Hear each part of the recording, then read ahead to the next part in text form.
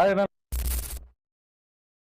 নিয়ে এই পর্বে এমন কিছু ঘটনা ঘটেছে যা পুরো গল্পকেই নতুন মোড়ে নিয়ে গেছে।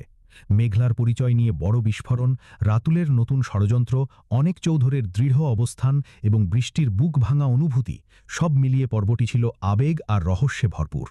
পাশাপাশি ভিডিওর শেষ দিকে থাকছে ২৯ নম্বর পর্ব নিয়ে দারুণ কিছু প্রেডিকশন। এবং কমেন্টে লিখুন আপনি কোন জেলা বা কোন দেশ থেকে ভিডিওটি দেখছেন। মনে কখনো নিজের ইচ্ছায় শালিমার পরিচয় নিয়েছিল? তাকে তো এই পরিচয়ের ভেতরে ঠেলে দেওয়া হয়েছিল, অথচ আজ তাকেই অপমান সহ্য করতে হচ্ছে।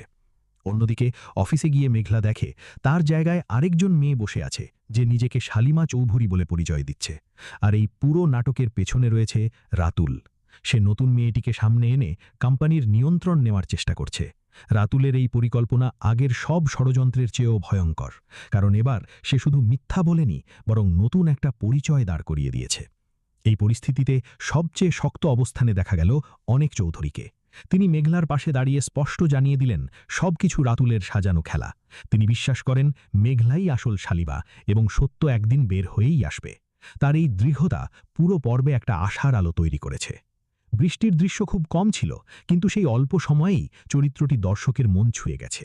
সে নিজের কষ্ট চেপে রেখে শুধু একটা কথাই বলল, যে মেয়ের সন্তান হবে না সে চাইলেও স্বামীর ওপর পুরো অধিকার দেখাতে পারে না। তারপরেও সে অনেককে শুধু এটুকু মনে রাখতে বলল যে বৃষ্টি নামের একটা মেয়ে তাকে খুব ভালোবাসে। এই সংলাপ পুরো দৃশ্যটাকে আরও ভারী করে তুলেছে। বস্তিতে অনেকের যাওয়ার দৃশ্যটাও কিন্তু বেশ গুরুত্বপূর্ণ ছিল। মেঘলার মায়ের হাতের রান্না খেতে বসা, পুরনো দিনের মতো কথা বলা, সবকিছুতেই একটা অন্যরকম উষ্ণতা ছিল। মেঘলার মা যখন বললেন ব্যবসার কাজ সারা জীবন করা যাবে, কিন্তু এই সময়টা পরে আর ফিরে আসবে না, তখন বোঝা গেল তিনি শুধু খাওয়াচ্ছেন না, বরং সম্পর্কটাকে বাঁচিয়ে রাখার চেষ্টা করছেন।